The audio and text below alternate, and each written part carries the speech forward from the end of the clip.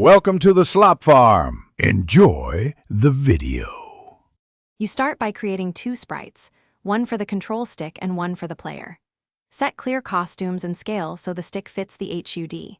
Make variables named stick X, stick Y, dead zone, and radius and initialize them. Dead zone holds small thresholds. Once done, position the controller sprite on the stage and bring it to the front so clicks hit it. Make sure the player sprite has a point in direction or movement block ready. This links the stick output to motion.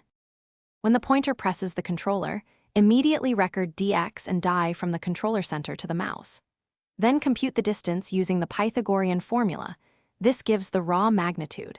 If distance exceeds the visual radius, clamp the vector so the stick stays on the rim.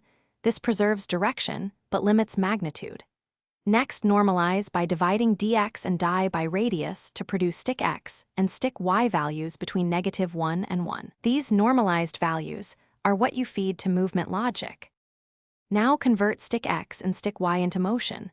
Multiply by your speed scaler to get vx and y, then set the player's x and y change or use point in direction and move blocks. On pointer release, reset stick x and stick y to 0 and animate the knob back to center so input stops.